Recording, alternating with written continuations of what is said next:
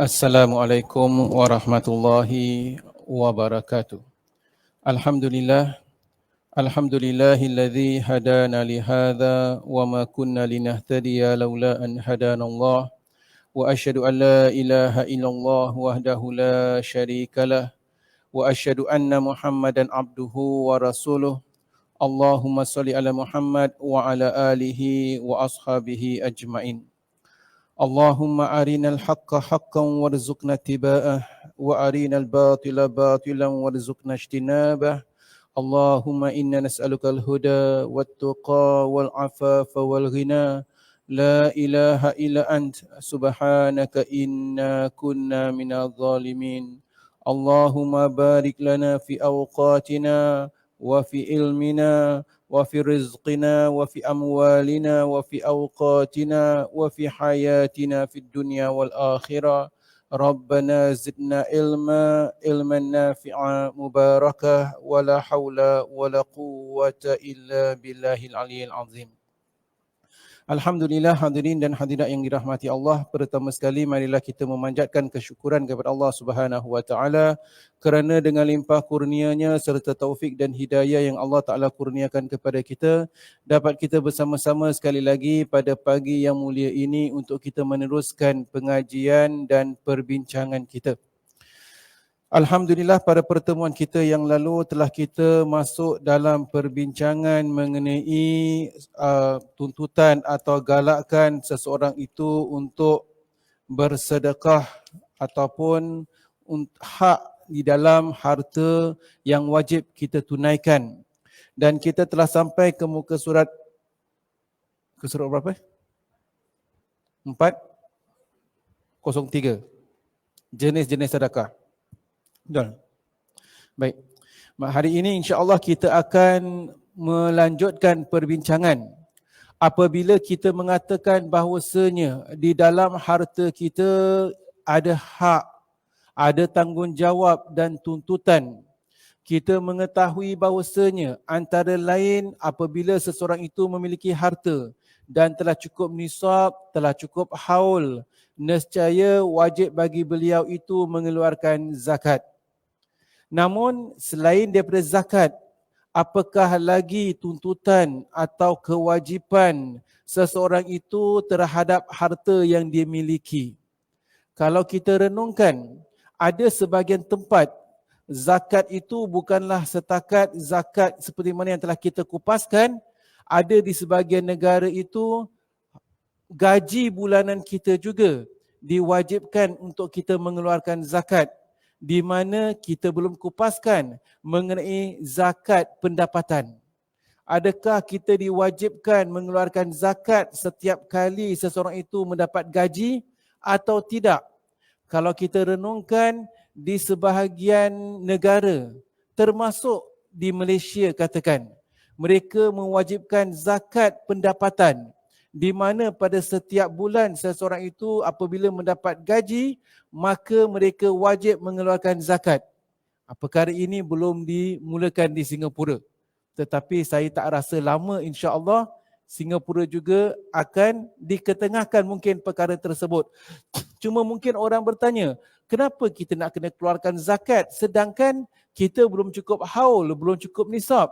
Seseorang yang bergaji satu bulan $10,000, seorang yang bergaji satu bulan $20,000, dia baru dapat gaji, belum cukup nisab, belum cukup haul, mungkin dah cukup nisab lah. Kalau kita katakan nisab hari ini mungkin $8,000 atau $8,500, kalau dia dapat gaji satu bulan $10,000 dah cukup nisab, tapi belum cukup haul. Haul itu dia kena simpan selama 1 tahun lamanya. Cuma kalau kita renungkan, kalau kita fikirkan, seseorang petani atau seorang yang bercocok tanam. Kita dah belajar, seorang yang bercocok tanam yang katakan dia menanam, katakan bersawah padi atau tanam buah atau sebagainya. Dia kena bayar zakat tak? Bila bayar zakat? Yauma hisadihi. Berarti pada hari dia menuai, pada hari panen, pada hari penuaian. Pada hari itu, pada ketika itu dia kena bayar zakat berapa persen? sama ada 5% atau 10%. Kalau seorang yang bersawah padi, kalau dia kena bayar zakat setiap kali dia menuai ataupun dia bercocok tanam, setiap penuaian dia kena bayar zakat. Dan kalau dibandingkan dengan seorang yang bersawah padi tadi versus seorang yang bergaji besar, sekarang orang gaji besar berapa gaji dia? Satu bulan $10,000. Ada orang yang satu bulan $20,000. Yang $20,000 tu setiap bulan tak payah bayar zakat. Setiap kali dia dapat gaji. Sedangkan yang bersawah padi ni yang berapa pendapatan dia berbeza, dia kena bayar zakat pada setiap kali nak penuaian. Sama tak? Jadi atas dasar demikian, kalau kita renungkan sebagian contoh pendapat Imam Ahmad, katakan disebutkan dalam masalah mal yustafad, harta yang dapat kemanfaatan. Jadi di situ ada pengkiasan. Ada yang mengatakan sebagian negara nescaya mereka mewajibkan zakat pendapatan. Nanti kita akan kupaskan insya-Allah. Tetapi di sini dapat kita lihat bahawasanya selain daripada pembayaran zakat, harta yang kita miliki itu ada hak dan tanggungjawab yang lain. Dalam surah Al-Baqarah Allah Taala menyebutkan wa mimma razaqnahum yunfiqun, dan daripada sebagian rezeki yang kami rezekikan kepada mereka, mereka pun berinfak. Jadi ada yang menggunakan perkataan infak. Ini yang dikatakan sebagai infak bulanan dan sebagainya. Baik.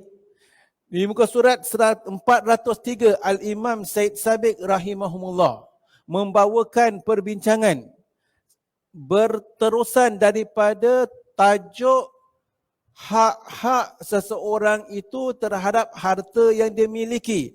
Di muka surat 403 dalam kitab yang telah diterjemahkan kita ini disebutkan sebagai jenis-jenis sedekah. Sedekah tidak terhad pada suatu jenis tertentu dari persekian banyak amalan-amal kebajikan. Tetapi pada prinsipnya, dia merangkumi setiap amal kebajikan boleh dijadikan sebagai sedekah. Berikut ini kami akan menyebutkan beberapa hadis berkaitan di dalam masalah ini. Baik. Para jemaah yang dirahmati Allah. Apabila kita katakan tentang sedekah, secara umum, sedekah itu bukanlah setakat sedekah yang bersumberkan harta. Tak semestinya. Ya, sedekah itu luas. Yang telah pun sebagiannya kita mengetahui. Dalam hadis ini, penulis membawakan hadis di mana Rasulullah SAW menyebutkan, ala kulli muslimin sedekah, ke atas setiap orang Muslim untuk memberikan sedekah. Faqalu ya Nabi Allah, faman lam yajid. Maka sebagian sahabat mengatakan, wahai Nabi Allah, bagaimanakah kalau orang itu tidak mempunyai harta untuk bersedekah? Maka Rasulullah SAW mengatakan, ya'malu biyadihi fayanfa'u nafsahu wa yatasaddaq. Rasulullah mengatakan, hendaklah dia berusaha dengan tangannya supaya dapat mendatangkan kemanfaatan bagi dirinya. Lalu hasilnya hendaklah dia sedekahkan. Para sahabat bertanya lagi, fa illam yajid, bagaimana kalau dia tidak memiliki apa-apa? Qal yu'inu dzal hajatil malhuf.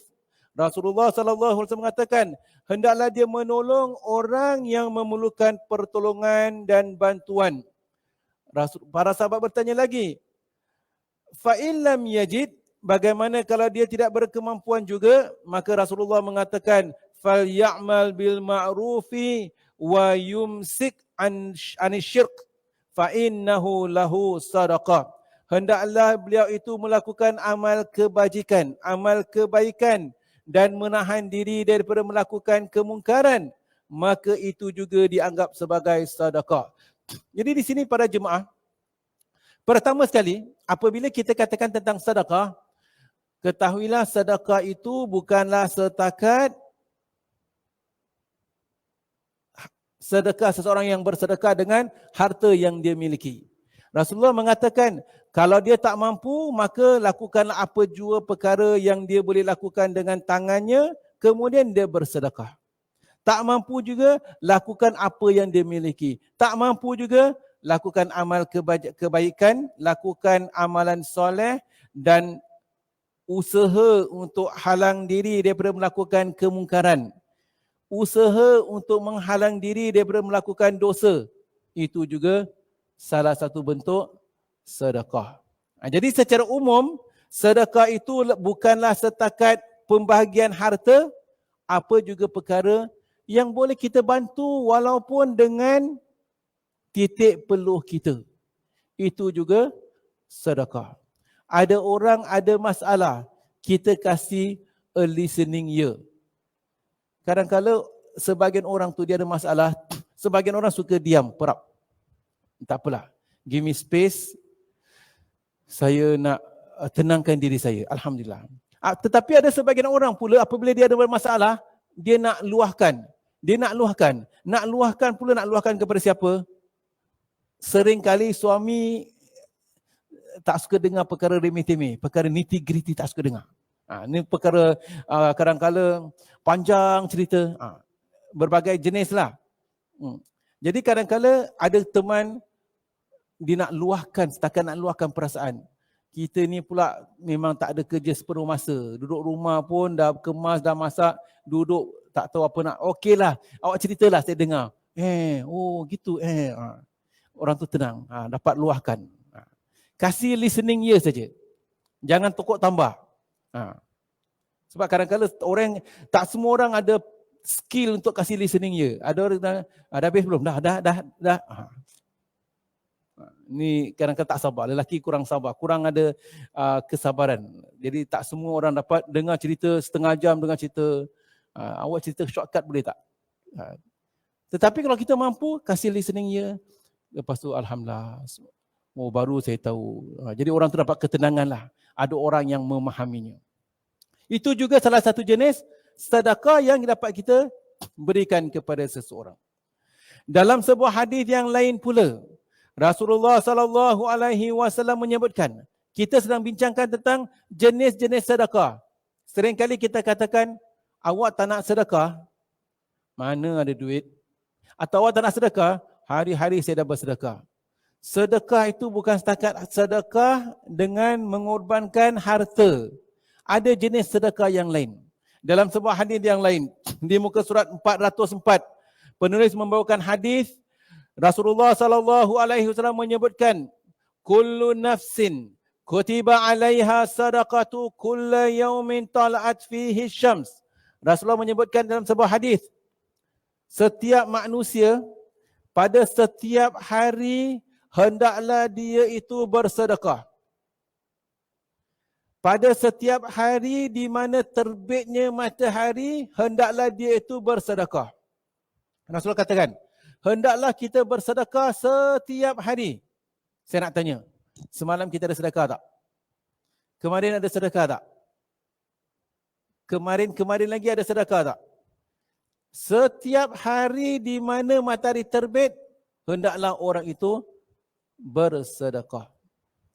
Mampu ke? Tak teringat? Sebentar. Apakah jenis sedekah yang Rasulullah katakan? Jadi Rasulullah katakan, kullu nafsin kutiba 'alaiha sadaqatu kulla yaumin tala'at fihi syams. Setiap hari di mana matahari terbit ke atasnya. Famin dzalika an ya'dila bainal itsnain sadaqah. Antara lain, seseorang yang mendamaikan dua orang yang bersengketa, dia telah bersedekah. Jadi kalau kita katakan, Rasulullah sebutkan, setiap hari seseorang itu diwajibkan bersedekah, boleh tak kita lakukan? Rasulullah katakan, pertama sekali, seseorang yang mendamaikan dua orang yang bersengketa, dia telah bersedekah. Wa an yu'ina ar-rajula ala dabbatihi fayahmilahu 'alaiha sadaqah. Satu lagi jenis adalah seseorang yang menolong orang lain menumpang di atas kenderaannya sehingga sampai ke tujuan tempat yang dia nak pergi. kita ada kereta, kita ada motor, kawan kita nak pergi Jucat kompleks. Oh, nak pergi Jucat kompleks. Saya kebetulan nak pergi Masjid Kasim. Ayo, tumpang. Itu juga sedekah. Alhamdulillah.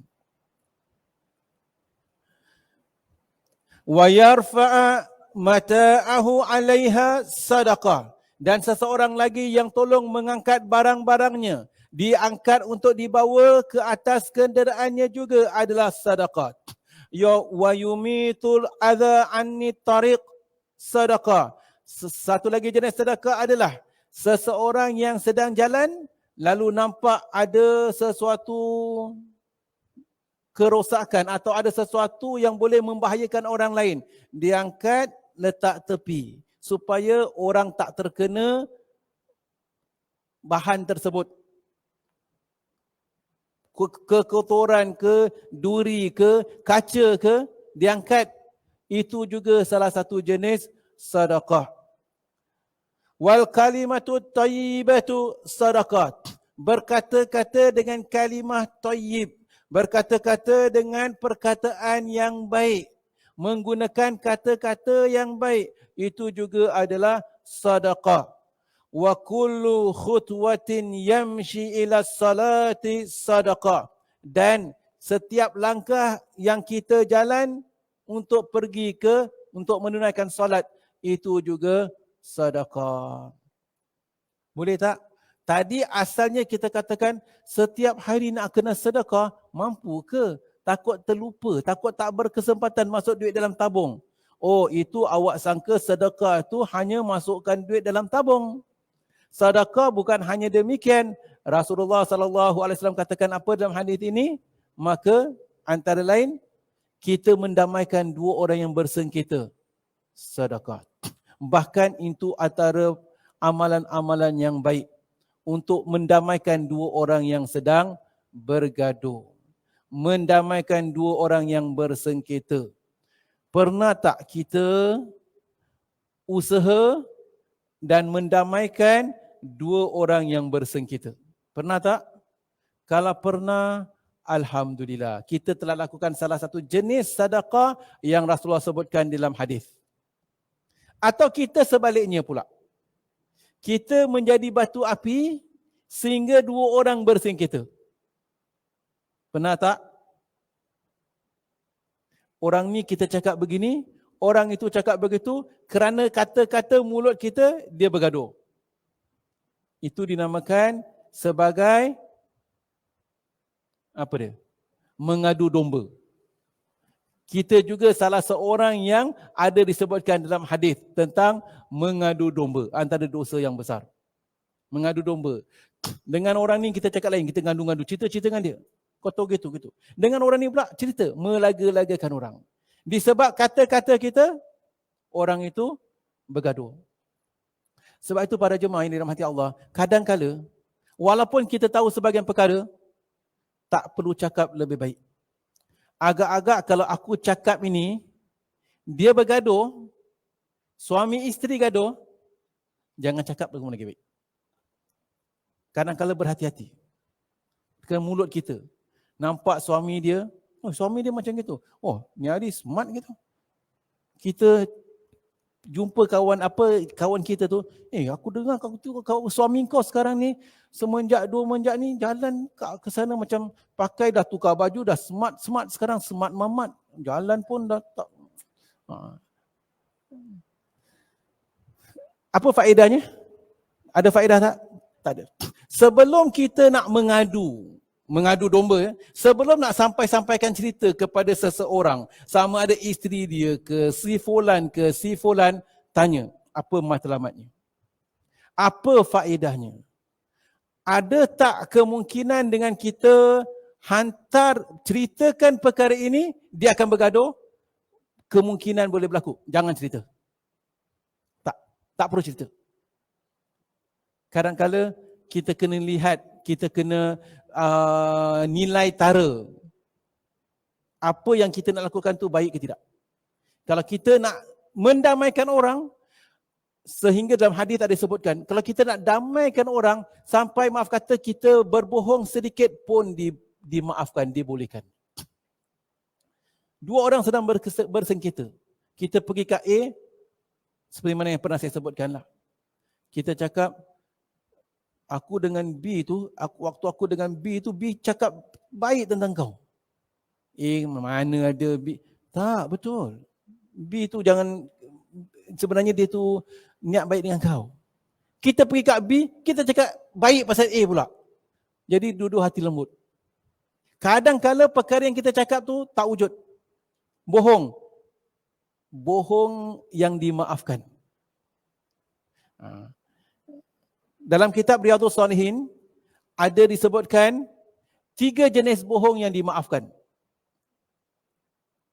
Piramli kata bohong sunat. Mana ada bohong sunat? Ada dalam Islam. Diperbolehkan bohong dalam 3 cara, 3 suasana. Apa 3 suasana yang diperbolehkan bohong? Pertama, ketika dalam peperangan, diperbolehkan bohong. Semua musuh pandang ke sana, jadi kita konon-kononnya letak sesuatu kat situ, bohong. Lepas, tapi kita attack daripada belakang. Hantar orang, spy, bohong. Demi maslahah, diperbolehkan. Pertama. Kedua, bohong adalah untuk mendamaikan dua orang yang bersengketa. Seperti mana kita sebutkan tadi. Diperbolehkan bohong. Bohonglah. Penting damai dua orang. Jangan kita bohong yang dikatakan tadi, yang tak ada kita adakan sampai dua orang itu bergaduh. Yang ketiga, bohong apa yang diperbolehkan? Seorang suami bohong kepada isterinya. Seorang isteri bohong kepada suaminya. Diperbolehkan. Tapi bohong macam mana? Suami kata, awak adalah wanita yang paling cantik dalam dunia ni. Betul ke? Kalau dia qualify, taklah orang paling cantik. Bohong. Tapi hati isteri lembut, cair, alhamdulillah. Sayang pada suami. Diperbolehkan. Diperbolehkan.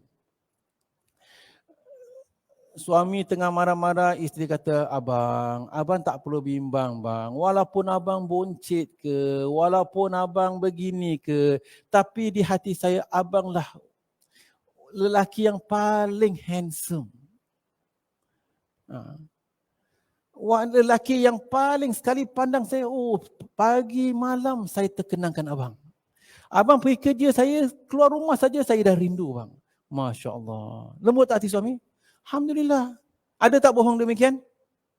Tak. Problem dia kita tak bohong perkara yang perlu kita bohong. Bukan kata kita suruh kita bohong. Bukan. Kita jalinkan supaya lebih mesra baik. Alhamdulillah. Tetapi maksudnya berikan kata-kata manis sedemikian. Abang keluar saja rindu hati saya. Ternanti-nanti bila abang nak balik? Bukan suami keluar, jalanlah cepat-cepat. Bila lagi nak keluar ni? Suami pun rasa unwelcoming. Contoh. Jadi sebab tu kadang-kadang ada orang katalah, orang Melayu ni dia kurang romantik. Orang Melayu tak pandai romantik. Kena ada romantik. Contoh pada jemaah ini rahmati Allah. Baik, ketepikan perkara tadi. Jadi maksudnya itu tiga bohong yang diperbolehkan. Jadi kadang-kadang kita jangan jujur sangat. Mana boleh aku nanti bohong pula dengan suami. Suamiku mana? Handsome. Nak kata dia handsome. Tak handsome pun. Sebab tu tanya suami, abang, saya ni slim tak? Soalan yang jangan ditanya. Suami akan jawab, dah bulat. Nanti kecil hati. Tapi suami kalau pandai boleh bohong. Walaupun dah tak macam dulu, tetapi bagi saya awaklah wanita yang cantik, alhamdulillah. Kurus sangat nanti macam hanger pula. Jadi alhamdulillah lah, abang sentiasa bersyukur dapat isteri yang manis, cantik, molek. Tenang tak sok isteri? Tenang tak? Contohlah ya. Alhamdulillah. Baik para jemaah yang dirahmati Allah. Maksudnya di sini apabila kita katakan tentang sedekah yang Antara sedekah yang kita boleh lakukan, mendamaikan dua orang yang bersengketa. Baik. Hadis yang lain. Hadis yang hampir sama tetapi mempunyai makna-makna yang berbeza. Rasulullah sallallahu alaihi wasallam telah bersabda, "Ala kulli nafsin fi kulli yawmin tala'at fihi syams sadaqatun minhu ala nafsihi." Bagi setiap orang, bagi setiap manusia itu pada hari di mana terbitnya matahari, hendaklah dia itu bersedekah untuk dirinya sendiri. Maka para sahabat bertanya, "Ya Rasulullah, min aina tasaddaq wa laisa lana amwalun?" Sebagian sahabat bertanya, bagaimana kami nak bersedekah sedangkan kami tidak mempunyai harta? Maka Rasulullah mengatakan, qal li'anna min abwabi sadaqah takbira wa subhanallah walhamdulillah wa la ilaha illallah wa astaghfirullah.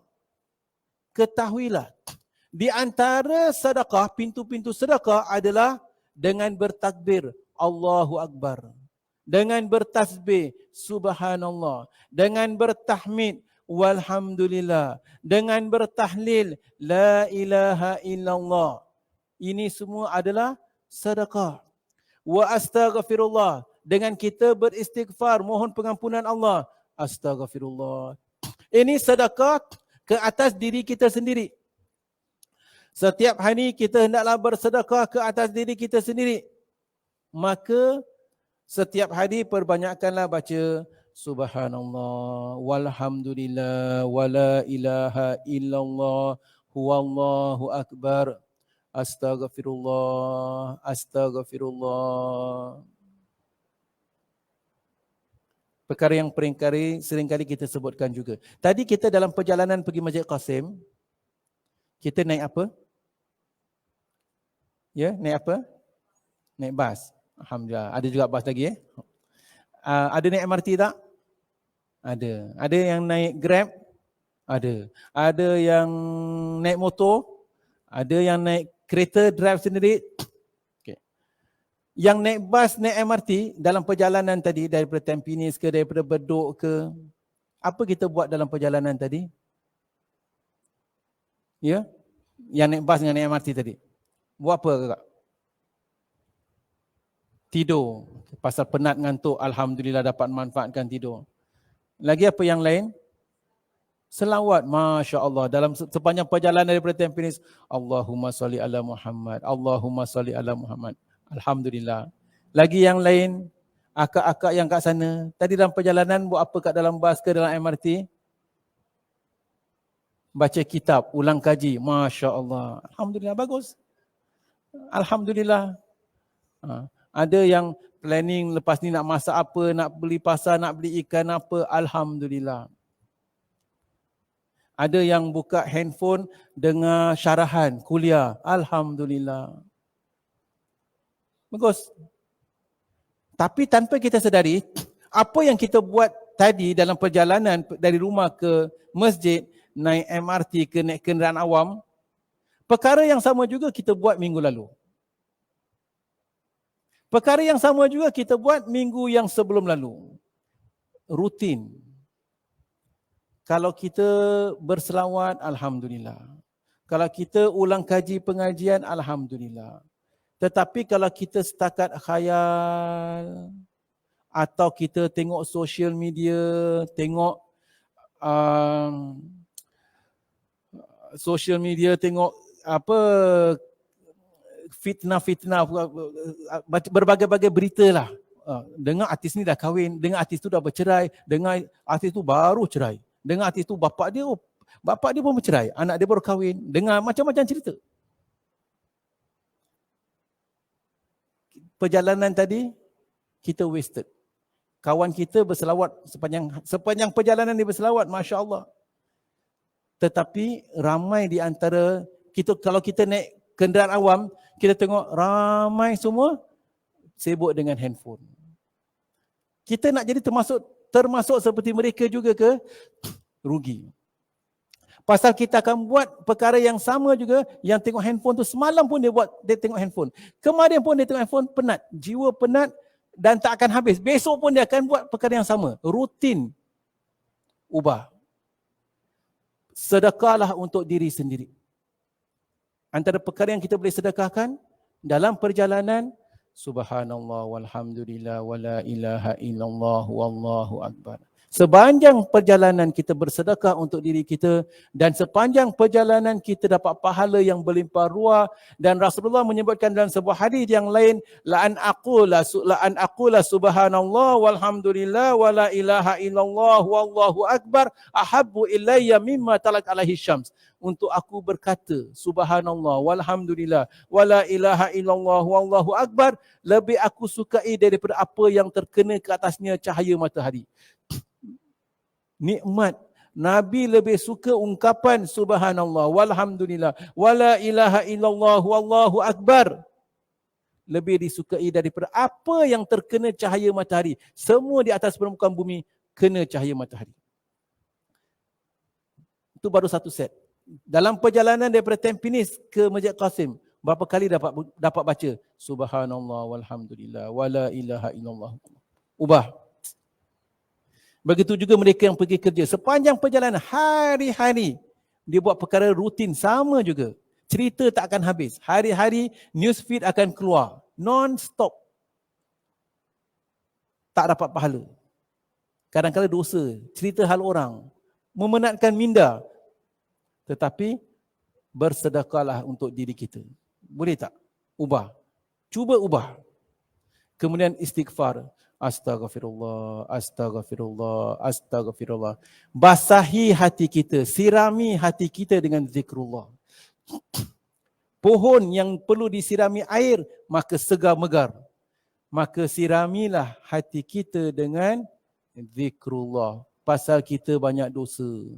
Gantikanlah dosa-dosa kita tadi dengan zikrullah. Maka Rasulullah mengatakan, itu juga adalah bersedekah. Li'anna min abwabis sadaqah, kerana daripada pintu-pintu sedekah adalah takbir Allahu Akbar, wa subhanallah, ungkapan subhanallah, walhamdulillah, wala ilaha illallah, wastaghfirullah, wa astaghfirullah. Itu adalah sedekah.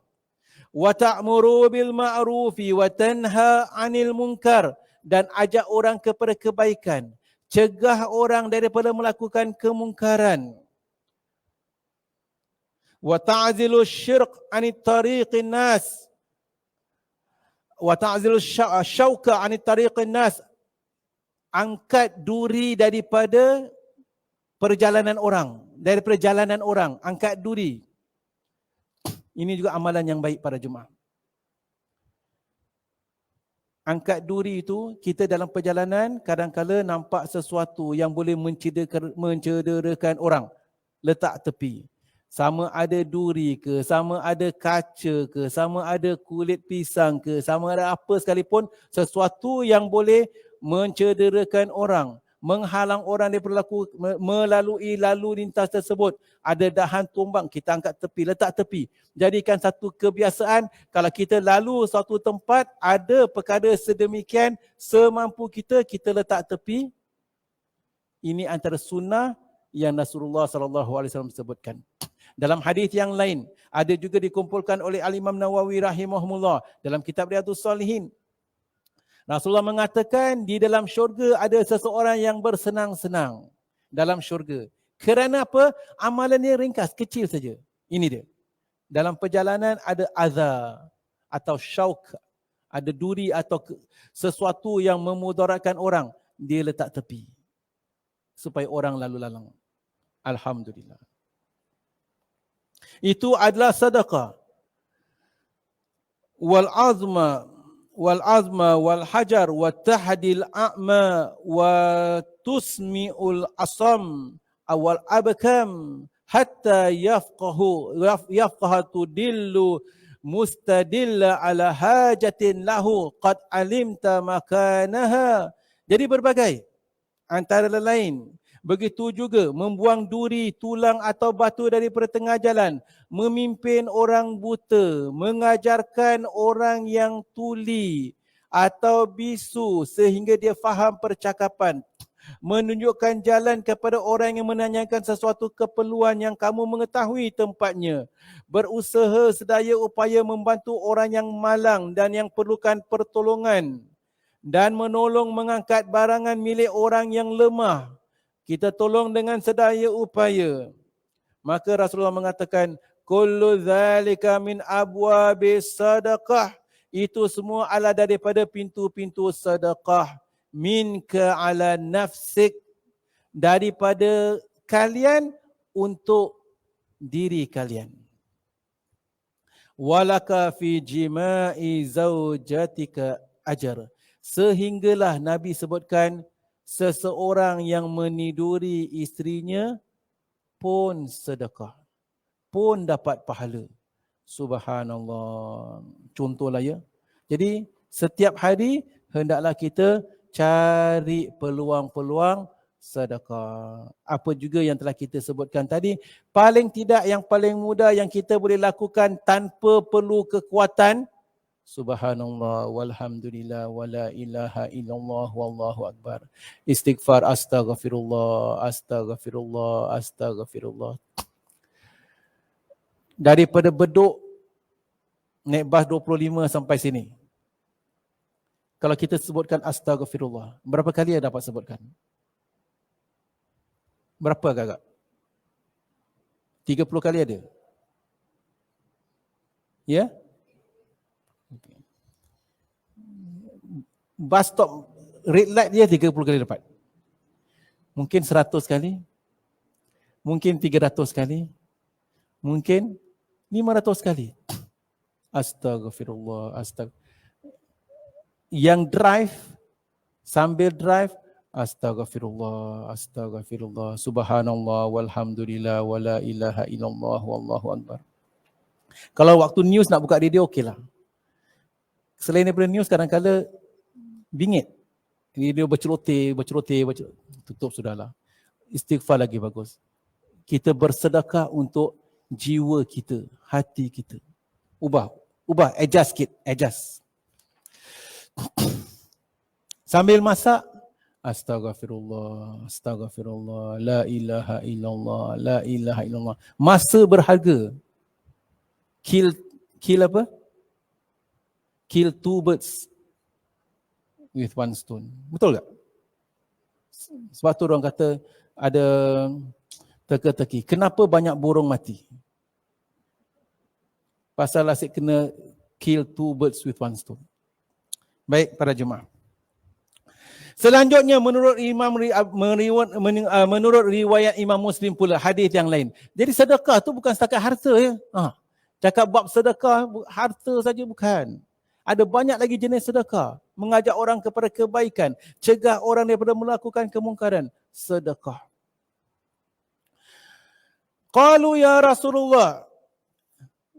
Jadi para sahabat tadi Rasulullah katakan, sehinggalah seseorang itu, maaf kata, meniduri isterinya pun dia dapat pahala, kira sedekah. Para sahabat bertanya, ya Rasulullah, atati ahaduna syahwatahu wa yakunu lahu fiha ajar? Adakah, maaf kata ya, kita ini maaf kata setakat memuaskan nafsu kita pun dapat pahala bersatu dengan isteri? Maka Rasulullah bertanya, ara'aitum law wada'aha fi haram akana alaihi fiha wizrun? Apakah pandangan kalian kalau dia tidak mendatangi, maaf kata tidak meniduri isterinya, bahkan dia mencari wanita lain yang haram, bersatu dengan wanita yang lain yang haram, dosa ke tidak? Dosa. Buat yang haram, dosa. Tinggalkan yang haram, dapat pahala. Dia tinggalkan yang haram, dia buat yang halal. Ambil yang halal, dapat pahala. Nescaya, maaf kata, seorang suami yang meniduri isterinya juga akan mendapat pahala. Kana alaihi fiha wizrun, kalau dia mendatangi yang haram dapat dosa ke tidak? Fakadzalika idza wada'aha fil halal kana lahu ajr. Maka dengan demikian kalau dia tinggalkan yang haram, ambil yang halal, dapat pahala. Dalam nokta ini, tanpa kita sedari, ketahuilah, setiap kali kita makan dan minum, setiap kali kita minum air yang halal, kita dapat pahala. Kerana apa? Apa pendapat kalian kalau seseorang itu minum minuman yang haram? Berdosa tak? Berdosa. Dia tinggalkan yang haram, dia minum yang halal. Dapat pahala. Setiap kali dia makan, dapat pahala tak? Dapat pahala. Kerana kalau dia makan yang haram, dapat dosa. Dia makan yang halal, dapat pahala. Maka setiap kali kita nak makan dan minum tu, kita tambahkan lagi niat. Aku minum ni supaya segar, supaya dapat khusyuk beribadah. Dapat ekstra pahala kerana dia minum tu untuk segar, untuk dapat kesegaran, dapat khusyuk untuk dia beribadah. Sebab tu melakukan perkara yang mubah kadang-kala, ngantuk, aku nak tidur. Kenapa nak tidur? Aku nak tidur ni supaya nanti lepas bangun aku dapat solat zuhur dengan khusyuk. Dapat pahala tidur.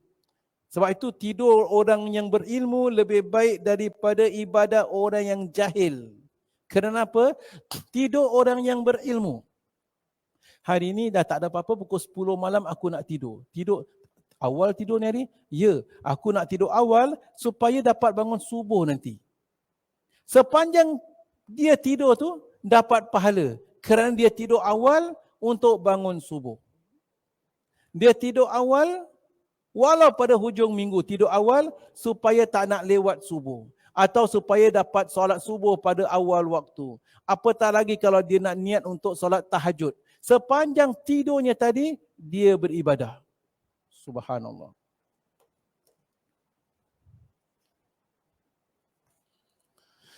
Baik, hadis yang lain. Berbagai jenis sedekah. Rasulullah SAW menyebutkan dalam sebuah hadis, laisa min nafsi bani Adam illa alaiha sadaqah fi kulli yaumin talat fihi syams. Hadis yang hampir sama. Rasulullah mengatakan, tidaklah ada sesuatu pada setiap hari ke atas seorang Muslim kecuali ke atasnya dia wajib bersedekah. Ya? Tidak ada satu jiwa pun daripada keturunan anak Adam yang dikecualikan daripada kewajipan bersedekah setiap hari matahari terbit. Jadi setiap hari matahari terbit kita wajib sedekah tanpa kita sedari. Ada tak kita belajar? Kita tahu satu hari kita wajib apa? Solat 5 waktu. Tak, bukan setakat solat 5 waktu. Setiap hari kita wajib sedekah. Mampu ke? Awak tanya mampu ke? Para sahabat pun tanya, ya Rasulullah, kami mampu ke? Sama juga. Maka qila, ya Rasulullah, min aina lana sadaqah natasaddaq biha kulli yaumin. Para sahabat bertanya dalam hadis ini, ya Rasulullah, daripada mana kita nak dapat sesuatu untuk bersedekah pada setiap hari? Qal, Rasulullah berkatakan, inna abwabal khairi kathiratun. Ketahuilah pintu-pintu kebaikan banyak sekali. At-tasbihu, bertasbih, subhanallah. Wat-tahmidu, bertahmid, alhamdulillah. Wat-takbiru, bertakbir, Allahu Akbar. Wat-tahlilu, bertahlil, la ilaha illallah. Wal amru bil ma'rufi, ajak orang melakukan kebaikan. Wan nahyu anil munkar, cegah orang daripada melakukan kemungkaran. Wa tumitul adza anit tariq, mengangkat sesuatu keburukan, bencana, sesuatu yang boleh mengganggu orang lain daripada jalanan. Wa tusmiul asam, dan mendengarkan orang yang buta, orang yang tuli, orang yang pekak. Wa tahdil a'ma, dan memimpin orang yang buta. wa tadullu tumtadilla ala hajatihi, dan membantu seseorang yang mengharapkan bantuan. Wa tas'a bisyiddati saqaika ma'al al-lahfani tustaghith, dan menghulurkan bantuan sedaya upaya kepada orang yang ditimpa kemalangan dan membantu mengangkat barang milik orang yang lemah. Wa tahmilu bisyiddati dhira'aika ma'al dha'if, membantu orang mengangkat barang bagi orang yang sangat lemah. Fahadha kulluhu sadaqat, ketahuilah maka demikian itu semua adalah sedekah, minka ala nafsik, daripada engkau untuk dirimu, untuk jiwamu.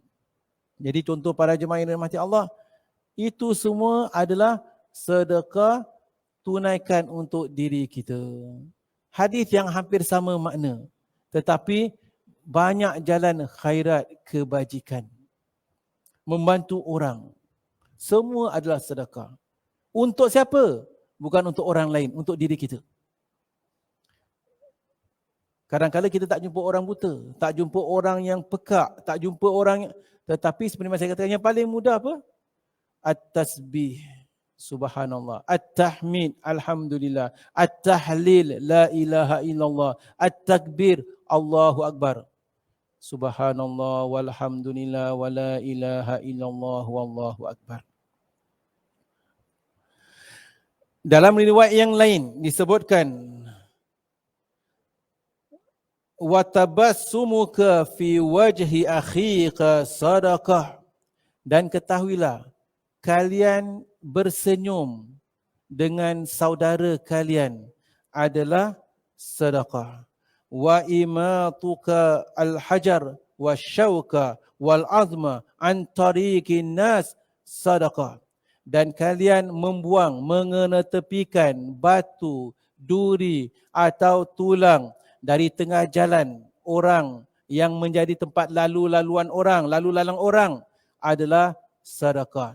Lalu-lalang orang, pavement ke, koridor ke, kita ketepikan adalah sedekah. Wa hadiyukal rajul fi ardi dallati sadaqah, dan menunjukkan jalan kepada orang yang tersesat adalah sedekah. Menunjukkan jalan orang yang tersesat, dia tak tahu mana nak lalu. Oh salah, bukan lalu sini, tempat sini situ. Sedekah. Sesat bukan hanya sesat jalan zahir, tetapi dia sesat tak dapat hidayah. Dia sesat melalui kehidupan penuh dengan kekufuran, kita ajak dia kembali ke pangkal jalan. Yuk kita pergi masjid, itu adalah sedekah. Ataupun kita dengar rintihan orang, kita beri pandangan, itu adalah sedekah. Alhamdulillah. Hadis yang lain pula, Rasulullah menyebutkan dalam sebuah hadis yang lain, man istata'a minkum an yattaqiyan nar falyatasaddaq. Barang siapa yang sanggup antara kamu menyelamatkan dirinya daripada api neraka, maka hendaklah dia bersedekah. Walau bisyiqqi tamrah, walau hanya dengan sebiji kurma. Jika mampu, hendaklah dengan mengucapkan kata-kata yang baik dan sopan. Bukan jika mampu ya. Faman lam yajid fa bikalimatin. Jadi Rasulullah mengatakan, barang siapa yang sanggup, yang mampu untuk selamatkan dirinya daripada api neraka, hendaklah dia bersedekah walau dengan sebiji kurma. Maksudnya dia ada kurma, dia ada 3 biji. Aku makan satu, kasih orang satu, kasih orang satu. Kita share. Dapat sedekah. Contohlah. Alhamdulillah. Faman lam yajid, barang siapa yang tidak mempunyai kurma. Jadi barang siapa yang tidak mempunyai kurma atau tak mempunyai makanan, maka bagaimana dia bersedekah? Faman lam yajid fa bi kalimatin thayyibatin. Maka bersedekahlah dengan kata-kata yang baik. Senantiasa berkata-kata yang baik. Kita sentiasa berkata-kata yang baik tak? Alhamdulillah. Apa opposite kata-kata yang baik? Kata berlawanan kepada kata-kata yang baik apa? Kata-kata yang tak baik. Betul lah, senang. Dalam exam, apakah kata berlawanan kepada kata-kata yang baik? Kata-kata yang tak baik. Apakah contoh kata-kata yang baik? Contoh kata-kata yang baik. Apa dia? Contoh. Kadang-kadang mudah. Terima kasih. Lembut hati orang. Terima kasih saja. Thank you. Apa lagi? Assalamualaikum. Masuk dalam ni, jumpa jiran atas. Assalamualaikum. Waalaikumsalam. Nampak masuk dalam lift, jumpa jiran sebelah, orang bukan Islam. Good morning, how are you? Have a nice day. Kita bawa keceriaan. Betul tak? Have a nice day. Enjoy your day. Take care. Kata-kata yang baik tak? Alhamdulillah. Ada tak buat? Alhamdulillah. Jangan masam aja. Orang takut, tengok orang takut. Masuk dalam lift, masam. Janganlah, relax. Kita jadi apa? Penceria. Itu kata-kata yang baik. Kata-kata yang tak baik, kata berlawanan. Apa contoh kata-kata yang tak baik? Contoh apa? Kita kena identify. Kalau tidak kita tak perasan. Kita adalah sahibul, orang yang tanpa kita sedari, kita pun buat kata-kata yang tak baik. Contohnya apa? Tak tahu, tak ada idea. Masya Allah. Pasal kita orang-orang yang baik-baik saja. Masya Allah. Tak terfikir Ustaz apa kata-kata yang tak baik. Apa kata-kata yang tak baik? Kalau kat rumah mengomel. Kata-kata tak baik tak tahu. Mengomel, beletih.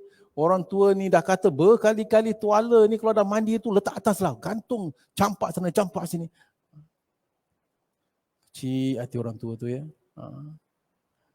Dah kata toilet tu kalau dah lepas tu tutup, buka tu, tak tutup.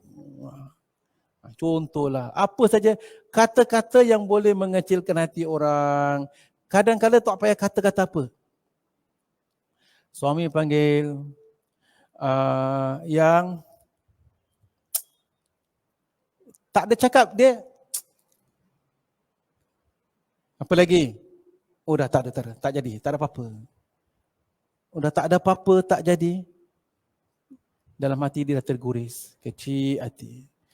Kecil hati dengan kata-kata, bukan kata-kata. Dia punya, itu saja.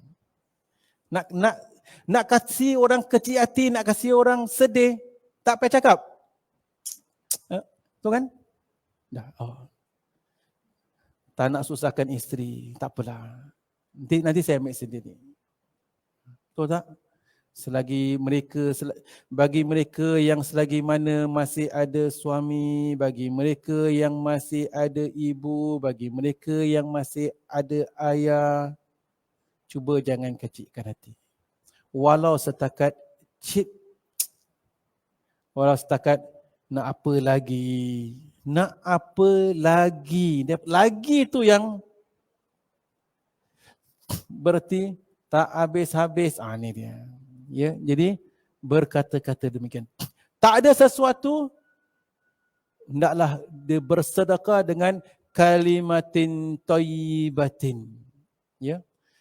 Cakap senanglah. Tapi ini dia ujian. Ujian kita, para sahabat diuji dengan berhadapan dengan musuh yang membawa pedang. Kita diuji dengan perkara titik bengit, perkara-perkara sedemikian. Dah cheat sana, cheat sini. Hasbunallah wa ni'mal wakil. Maka bersedekah dengan kalimah-kalimah yang baik. Pukul berapa sekarang? Baik para jemaah, kita henti di sini. Tanpa kita sedari ada banyak sedekah. Ada banyak perkara-perkara yang lain lagi yang kita bersedekah tanpa menggunakan wang ringgit, bersedekah tanpa mengurangi harta, bahkan menambah harta, bersedekah dengan menggembirakan orang, bersedekah dengan menceriakan, bersedekah dengan memberi harapan dan sinaran. Sampai hari semalam suami belanja makan, alhamdulillah. Lepas makan, alhamdulillah. Berapa ramai di antara kita akan cakap, bang, thank you for the dinner. Ada cakap lagi tak? Bang, thank you for the dinner. Because kita take for granted kalimah kata-kata yang baik. Dan bukan hanya untuk daripada isteri lah. Suami pun, berapa kali kita kata, kita panggil isteri kita, thank you for the dinner, dia masakkan kita. Thank you for the delicious meal. Yang terima kasih atas sarapan yang sedap sangat. Sedap sangat, betul ke sedap? Ingat yang tadi. Tak sedap pun, cakap sedap, bohong tak? Bohong yang dibolehkan. Kadang-kadang kalau tak sedap, kecil hati dia. Contoh. Wallahu alam bisawab. Baiklah para jemaah, sampai di sini saja pertemuan kita dalam perbincangan jenis-jenis sedekah yang subhanallah banyak peluang-peluang untuk kita bersedekah. Segala yang benar itu daripada Allah Subhanahu wa taala, segala silap dan salah atas kelemahan saya sendiri. Wallahu alam bisawab. Aqulu qawli hadza wa astaghfirullahal azim li wa lakum wa lisairil muslimin wal muslimat wal mu'minin wal mu'minat. Subhanakallahumma wa bihamdika asyhadu an la ilaha illa anta nastaghfiruka wa natubu ilaik. Wassalamu alaikum warahmatullahi wabarakatuh.